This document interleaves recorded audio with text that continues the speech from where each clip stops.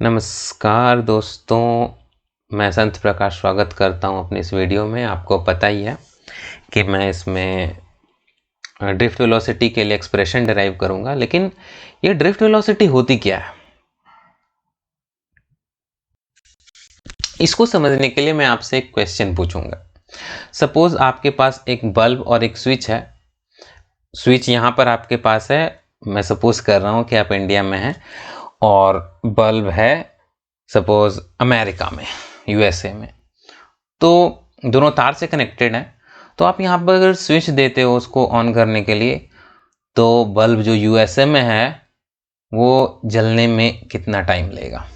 तुरंत जल जाएगा विदिन अ सेकेंड, या फिर 1-2 मिनट लग जाएंगे, या घंटों लग जाएंगे जलने में? क्या आपने कभी सोचा है? तो इसका जवाब है 1 सेकेंड भी नहीं लगेगा। जैसे ही आप स्विच ऑन करेंगे वैसे ही बल्ब यूएसए में ऑन हो जाएगा, बशर्ते कि एलसीआर सर्किट ना हो। खैर यहाँ पे मैं इसको डिस्कस नहीं करूँगा। इसका रीज़न ये है कि जो इलेक्ट्रिक एनर्जी है ना, वो लाइट के स्पीड से ट्रांसफ़र होती है। जिस स्पीड से लाइट मूव करती है उसी स्पीड से इलेक्ट्रिक एनर्जी का ट्रांसफ़र भी होता है।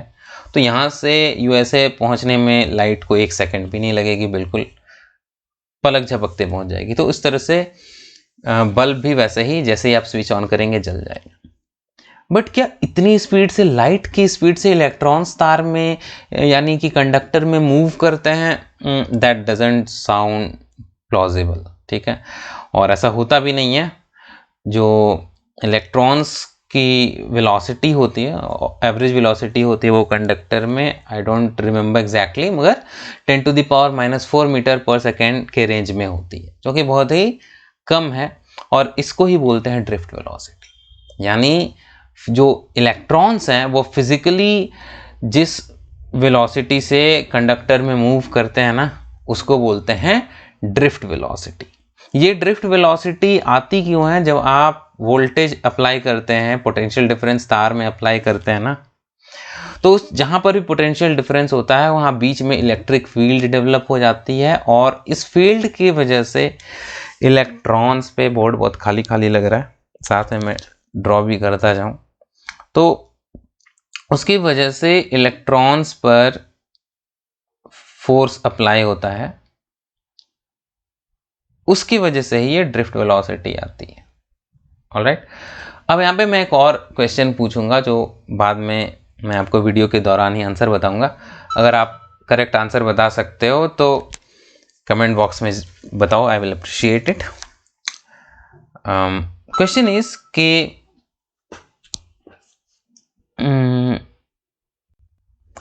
सपोज एक कुएं के ऊपर कुछ मच्छर मंडरा रहे हैं, तो इनकी एवरेज वेलोसिटी क्या होगी? ना इसका आंसर मैं आगे बताऊंगा। अब बात करता हूं मैं ड्रिफ्ट वेलोसिटी के ऊपर। तो जब इलेक्ट्रिक फील्ड, या रेदर मैं बोलूँ पोटेंशियल डिफरेंस तार में अप्लाई नहीं करे होते हैं, तार में पोटेंशियल डिफरेंस नहीं अप्लाई करे होते हैं, तब क्या होता है कि इलेक्ट्रॉन्स तार में पॉजिटिव आयन से टकराते हैं। एक इलेक्ट्रॉन vi वेलोसिटी से आया और इससे टकराया, फिर उतनी वेलोसिटी से दूसरी डायरेक्शन में मुड़िया, फिर इससे टकराया, उससे टकराया। इस तरह से टक्करें चलती रहती हैं, कलीजन्स चलते रहते हैं। तो अलग अलग इलेक्ट्रॉन्स अलग अलग डायरेक्शन में मूव कर रहे होते हैं, इसलिए उनकी जो टोटल वेलोसिटी है वो 0 है। तो आई थिंक मुझे यहाँ ui लिखना चाहिए, दैट्स बेटर। अब यहाँ पे आता है वो क्वेश्चन मच्छरों वाला, ये वाला। अब देखो कि ये मच्छर मूव तो कर रहे हैं लेकिन कहीं जा नहीं रहे, राइट? एक ही जगह कुएं के ऊपर ही मंडरा रहे हैं। तो इसका मतलब मूवमेंट्स के बावजूद इनका जो ओवरऑल मूवमेंट है, टोटल मूवमेंट है, वो 0 है।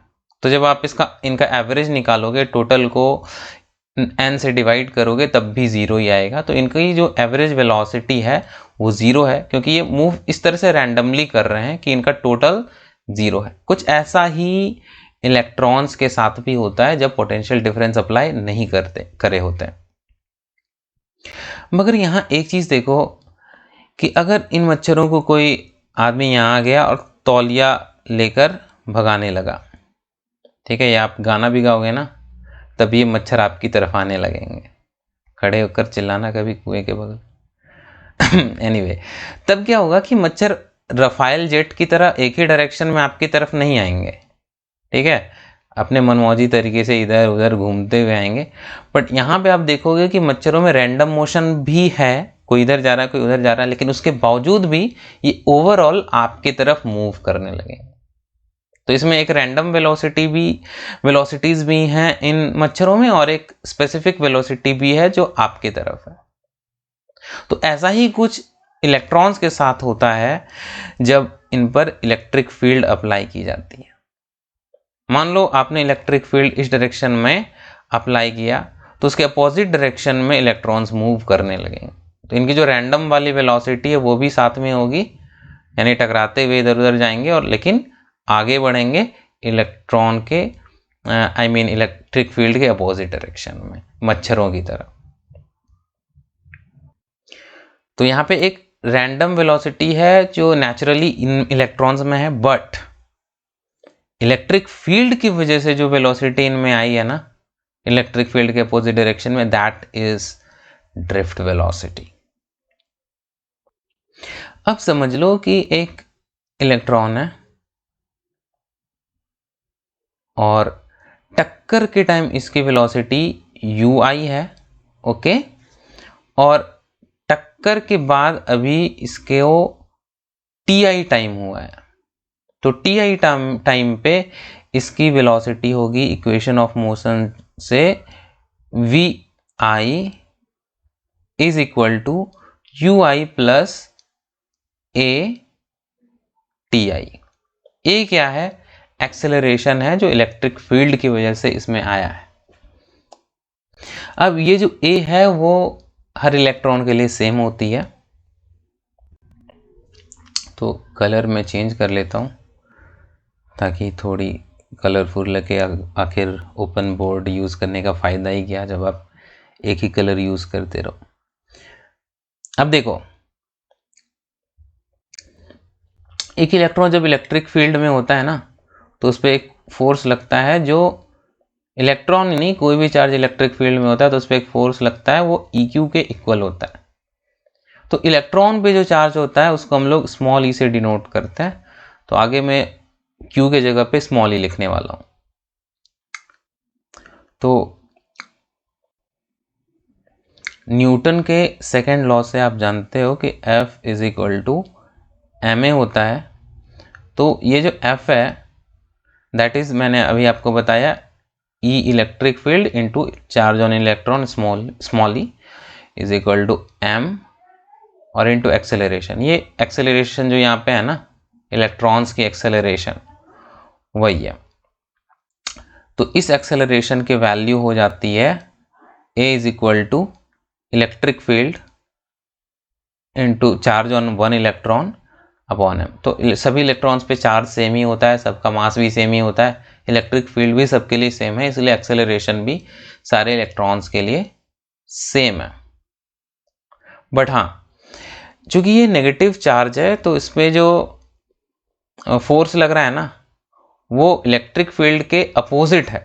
तो यहाँ मैं अगर सिर्फ मैग्नीट्यूड पे ध्यान दूँ तो नेगेटिव साइन नहीं लिख सकता हूँ, बट चलो लिख ही देता हूँ। ये नेगेटिव साइन ये बताती है ना कि जो एक्सेलरेशन है या फिर जो फोर्स है वो इलेक्ट्रिक फील्ड के अपोजिट डायरेक्शन में है, ओके। तो इस तरह से जब आप इसको 1 और 2 से आप लिख सकते हो, 2 की वैल्यू 1 में आप पुट करते हो तो आप इस तरह से लिखते हो V I is equal to UI plus,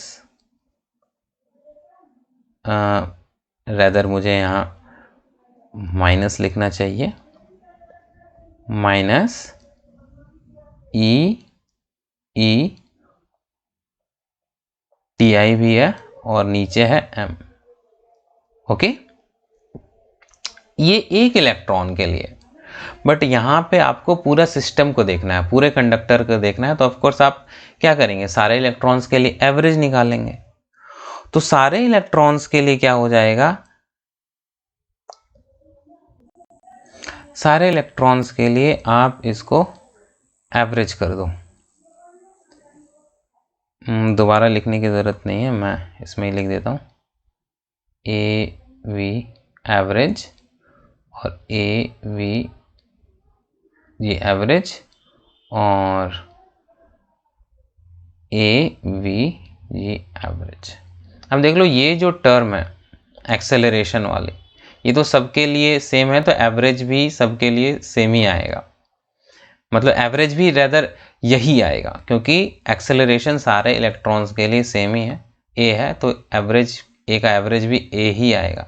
but ये जो टाइम है, यानी कि दो कलीजन्स के बीच, दो टक्करों के बीच लगने वाला टाइम है, वो हर इलेक्ट्रॉन के लिए अलग अलग होता है। तो जब आप इसका एवरेज निकालोगे, तो सपोज एवरेज को लिखते हैं टॉ, ये आई थिंक ग्रीक लेटर है, तो ये है दो टक्करों के बीच लगने वाला एवरेज टाइम, ठीक है, टॉ से डिनोट करते हैं और कहते हैं इसको relaxation time, relaxation time.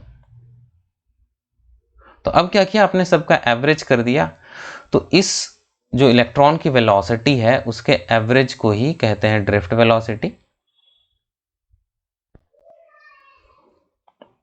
VD.